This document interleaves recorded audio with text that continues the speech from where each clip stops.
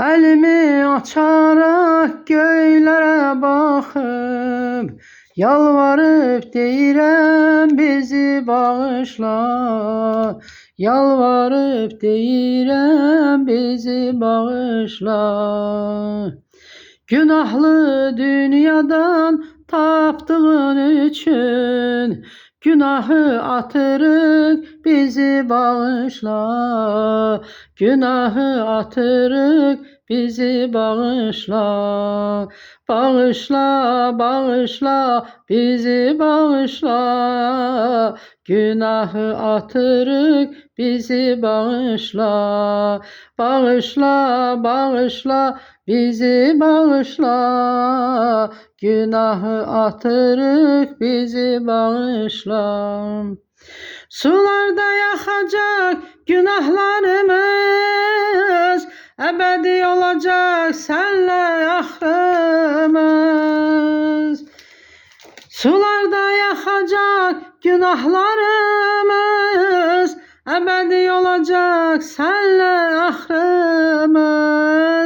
Ne kadar çok olsa günahlarımız, yürekten deyirik bizi bağışla. Ne kadar çok olsa günahlarımız, yürekten deyirik bizi bağışla.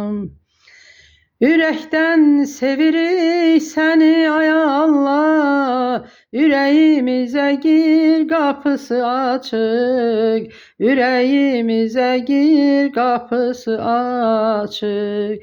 Müqəddəs ruhunla temizle bizi, günahlı dünyada bizi bağışla. Günahlı dünyada bizi bağışla. Bağışla, bağışla, bizi bağışla. Günahı atırıq bizi bağışla. Bağışla, bağışla, bizi bağışla. Günahı atırıq bizi bağışla. Sularda yakacak günahlarımız, ebedi olacak senle ahrımız.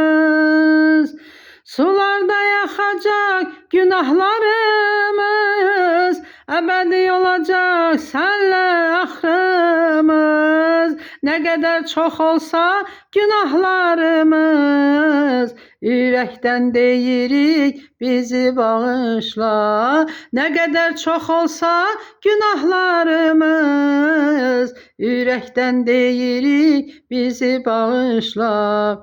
Bağışla, bağışla, bizi bağışla. Günahlı dünyada bizi bağışla. Bağışla, bağışla, bizi bağışla. Günahı atırıq bizi bağışla. Amin.